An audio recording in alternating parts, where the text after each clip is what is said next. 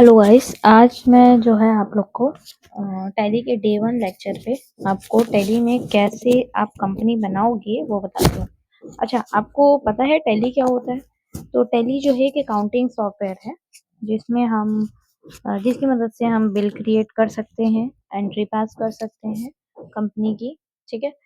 तो जैसे मैं हम लोग पहले करते क्या थे कि पहले हम लोग एक कॉपी रख के रखते थे जिसमें कंपनी में कितना भी पैसा आया है, गया है, सब उसमें लिखते जाते थे, ठीक है?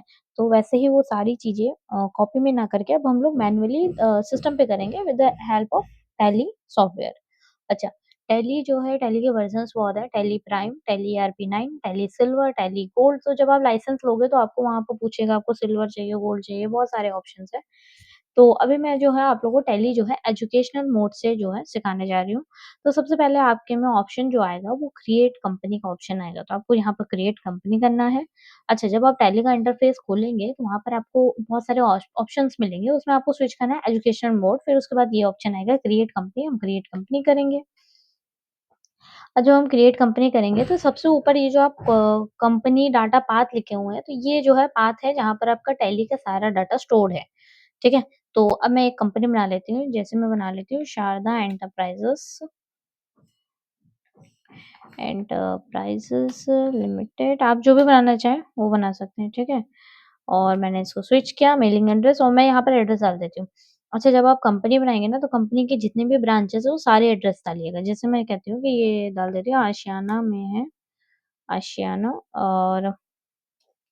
और इसके सब एड्रेस जो मैं डाल डाल देती हूँ आशियाना पावर हाउस आलमबाग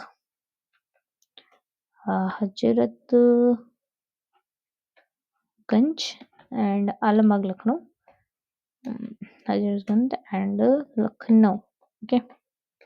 मैंने ये डाल दिया और वो यहाँ पर स्टेट स्विच कर लीजिएगा, आपको बेसिक डिटेल्स यहाँ पर भरनी है, तो मैंने स्टेट पिन कोड डाल दिएगा 226005 मैं डाल देती हूँ और यहाँ टेलीफ़ोन नंबर डाल दीजिएगा, टेलीफ़ोन हो तो डालिए, ना डालना हो तो स्किप कर दीजिएगा, ठीक है? और या मोबाइल नंबर डालना है तो मैं डाल देती हूँ मोबाइल नंबर और फिर यहाँ पर फैक्स नंबर। अच्छा, फैक्स आपको पता होगा ना वो जब हम लोग का कंपनी का कुछ फैक्स आता है तो उसमें फैक्स आईडी होती है, तो वो फैक्स आईडी है कि आपको कोई फैक्स कर सके, मतलब डाक के ज़रिए जो आता है, ठीक है?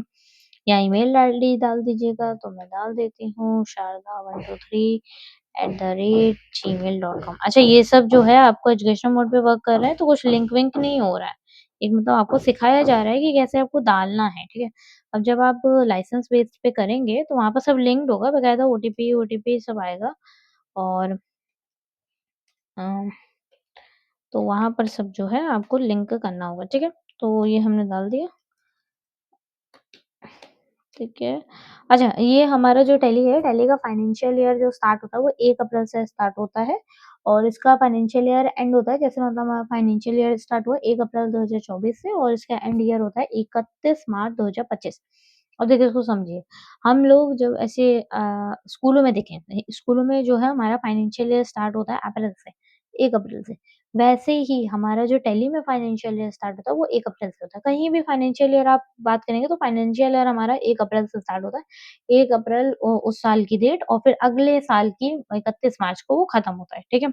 तो हम ऐसे पूरा जो है फाइनेंशियल ईयर देखते हैं। तो हमें फाइनेंशियल ईयर आपको 1 अप्रैल ही डालना पड़ेगा बाय डिफ़ॉल्ट। आप इसको चेंज ही नहीं कर सकते, फिक्स रहता है, ठीक है? आप 2025, 26 जो भी ईयर डालना हो डाल दीजिए। आपकी कब जब की खुली हो कंपनी तो मैं 1 अप्रैल 2000 जो है 25 डाल देती हूँ, ठीक है? हमारी जो कंपनी है 25 की खुली है, ठीक है? तो मैंने इसको 25 कर दिया। अब नेक्स्ट जो है बुक बिगिनिंग फ्रॉम का मतलब है जैसे मान लीजिए आपका फाइनेंशियल ईयर 1 अप्रैल से स्टार्ट होगा, ठीक?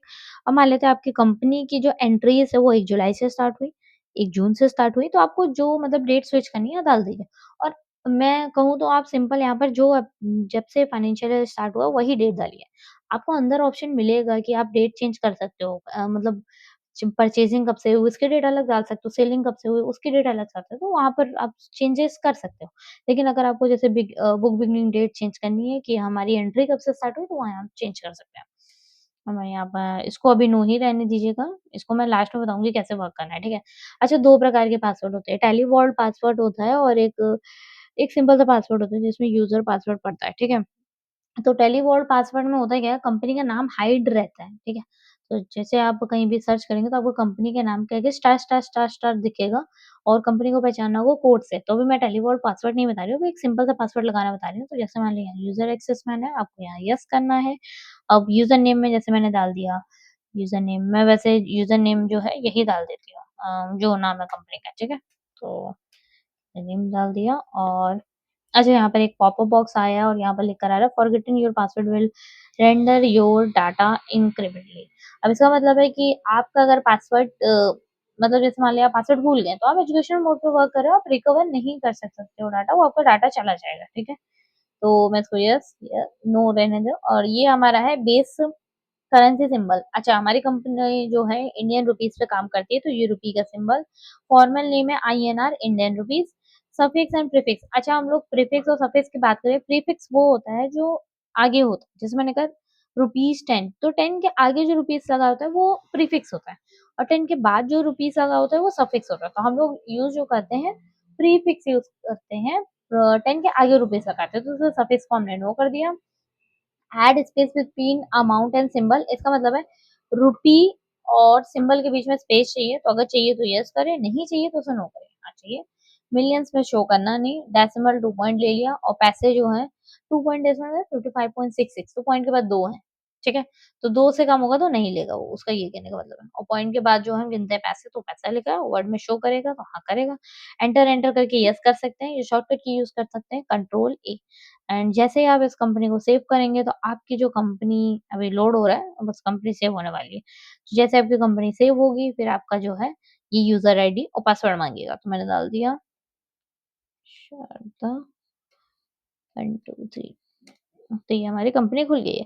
अच्छा ये जो है आपके आपको स्विच नहीं करना है, ये मैं अभी बताऊँगी क्या होता है। अच्छा इसमें 2 प्रकार की मैं एक चीज़ बता देती हूँ, यहाँ पर 2 चीज़ें होती हैं। एक जो होती है जैसे मैंने मेंटेन अकाउंट और एक होता है मेंटेन इन्वेंटरी। तो दोनों का मतलब होता है हमारी अगर ऐसी कंपनी जहाँ पर खाली अकाउंट्स में काम होता है, मतलब परचेज़िंग, सेलिंग, आइटम-आइटम कुछ नहीं है। परचेज़िंग सेलिंग नहीं, मतलब जैसे पेमेंट हो रहा है, रिसिप्ट हो रहा है, उनमें काम हो रहा है तो मेंटेन अकाउंट। और अगर हमारी कंपनी जैसे इन्वेंटरी के साथ काम करते हैं, सामान आ रहा है, जा रहा है, गुड्स भी हैं, तो हम उसको यूज़ करते हैं, यस।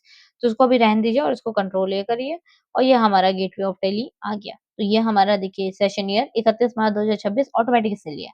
ठीक है, करंट डेट अच्छा करंट डेट अभी आप एजुकेशनल मोड पे वर्क कर रहे हो, तो आपकी जो आज की डेट है वो नहीं दिखाएगी, बाय डिफ़ॉल्ट 1 अप्रैल ही दिखाएगी। ठीक है?